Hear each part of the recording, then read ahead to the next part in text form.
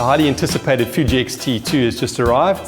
Very exciting news. Fuji just announced it in the last week, and I had the amazing opportunity to shoot with it for the last 2 months. So I've been using a pre-production model, and obviously the images that you'll see in this video are all pre-production images.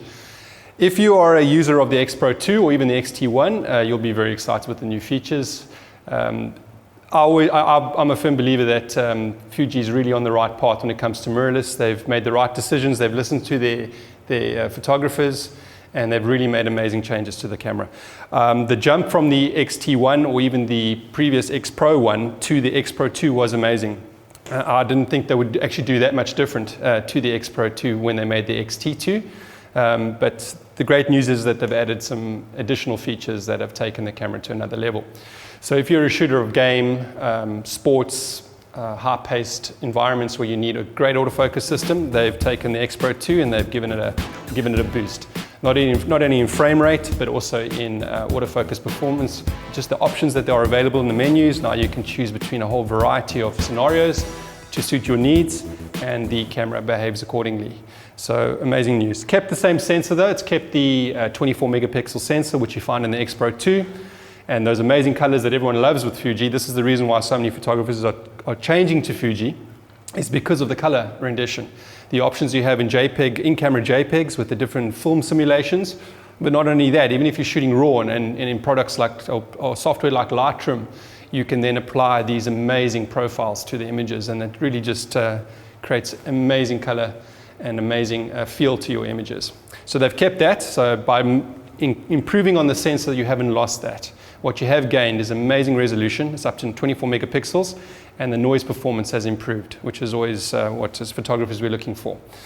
The body is very similar to the X-T1 with some really cool changes. One of them being, I enjoyed the X-T1, but the one thing I suppose I battled a little bit with was the choice of the dials that they had on the top. Is that when you obviously adjusted your top manual dials, sometimes they got a bit sticky, and you'd obviously be adjusting the switch which is just below it. And you would have to then use your finger to push down a button and then rotate the dial, which can get a little bit tricky at times. What they've done now is they've actually put a locking mechanism in it. So you release the lock like a ballpoint pen, it rotates it, and then when you want your setting, you just lock it off. Or you can keep it open if you're constantly adjusting it. Obviously just be aware that once it's open, it rotates pretty freely. So if you're getting out of a vehicle or you're on the move, that will rotate. So just get in the habit of locking that off. They've extended your exposure compensation by 2 stops, just like the X Pro 2. Obviously, just manually it goes to +3 or -3, but now in the custom section, you can push it up to 5 stops, which is incredible because before, there's often scenarios that I shoot in where I have to push beyond 3 stops. And obviously in that situation, you would then have to go to full manual on your camera to push it a bit further. Now you just go into the custom section, use the front dial, rotating dial, and boom, you're up to 5 stops overexposed or underexposed, whatever you prefer. From a menu layout, it's pretty much the same as the X Pro 2, not much different to that.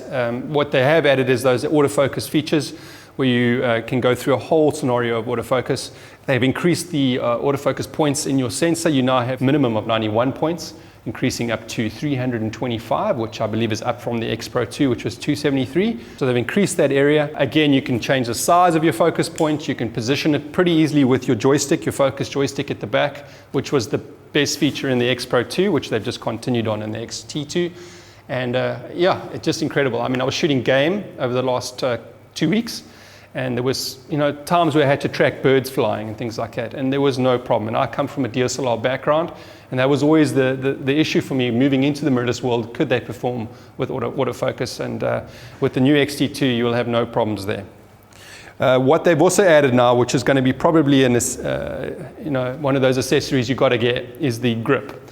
Now the grip is just not to extend the battery life, even though it does. It adds another 2 more batteries, so now you're running 3 batteries. You actually are doing other things as well. You're actually going to be boosting your frame rate. So by using the grip and putting it onto the boost mode, you're going from 8 frames a second to 11 frames a second, which is huge. It also improves your autofocus speed, and the delay that you get in the EVF is almost non-existent when putting on the grip. So a few things improve drastically. So I would recommend, if you're going to be shooting sort of high-paced stuff, games, sports, motor shows, air shows, whatever it may be, I would suggest getting the grip. That's a non-negotiable there. What the grip does also bring you is the new 4K feature, which is found in the body. Obviously, I'm not a videographer, I'm a photographer, and there will be more presentations in relation to the video itself. But it's great news. Now you've got 4K video recording internally in both modes. You can actually shoot with the same profiles you get in the photography side. Obviously your JPEG profiles, those film looks, you can also now put onto your 4K video, or you can shoot in a log format, which will allow you to do a little bit more post-production on the image. And with this, just like the X Pro 2, you've been given 2 card slots. The 2 card slots work in many different ways. Like you'd find in most cameras these days, you'll be able to shoot obviously a backup, one card, the initial shot, then backs up immediately to second card. You can shoot it RAW and JPEG, one on RAW, one on JPEG. You can shoot like a continuous mode. When the one card fills up, it shifts into the next card. So there are all the variations you may need. It's so important these days to have 2 cards in your camera, not just from a backup point of view, because cards have got incredibly secure. It's just to have that peace of mind, all those other options available. Some shooters maybe want to give a JPEG to their client immediately. So you've got the RAW, you hand over the other memory card or back it up, they've got the JPEGs as a reference.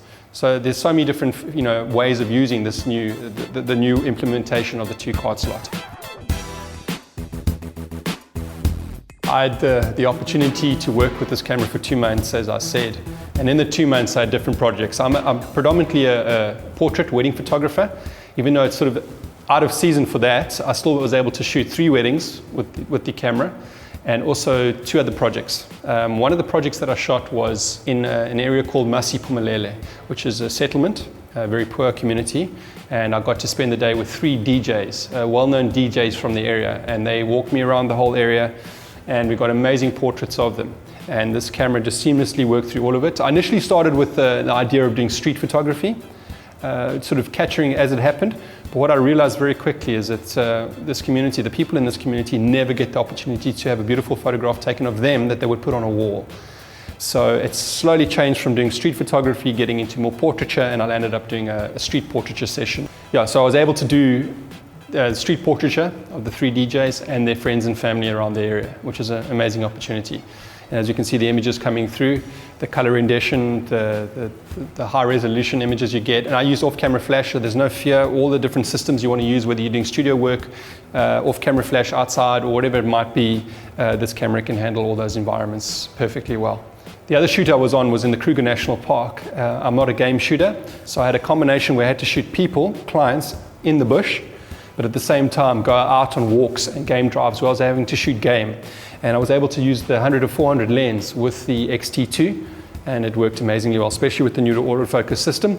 I was actually with 5 other photographers who were using a range of systems. Now, I was the only one using mirrorless, because I think their presumption is game shooters and sport shooters use DSLRs. And it was quite interesting to see the reaction. Everyone got on very well. There was no issue with the different cameras. But what was amazing was how this camera kept up with all the other systems. And what was noted at the end when you looked at the final products was the color, was the different feel that Fuji gave that the other cameras didn't have.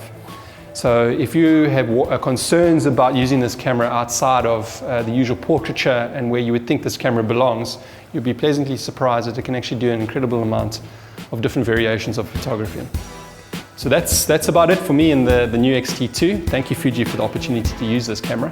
And I really encourage you guys to go check it out. It's really taken photography to a whole new level.